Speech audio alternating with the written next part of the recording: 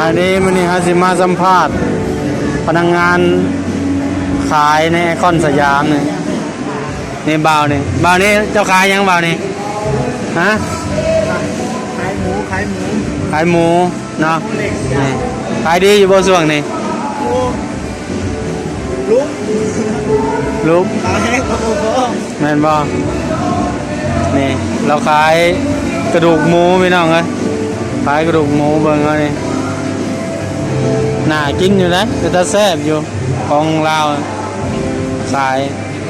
เป็นคนสิได้เนาะ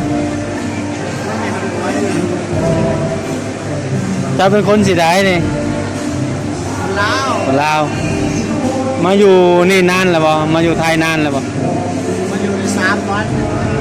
มา3 วันนี่ก็มา3 วันนี่หมูละ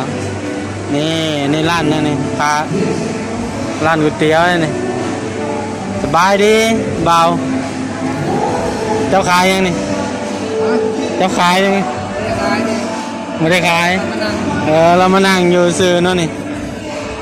แม่งผมเล่าแล้วไม่ได้ขายผมมีคนลูกค้าเบิ่งก็ได้เลยลูกค้าบุกข่าวจะคนเลยต้องใส่เห็ดโบแซ่บโบจักนี่เข้าไปแล้วว่าโบมวนเดี๋ยวก็จะตบมาเลยนี่เราขายต้มยำกุ้งนี่ต้มยำกุ้งขายก๋วยเตี๋ยวหลายอย่างนะเบิ่งเอาเตี๋ยวเราก็มีแต่น่ากินนะก๋วยเตี๋ยวเราข้าวต้มก็มีเด้อข้าวต้มปลา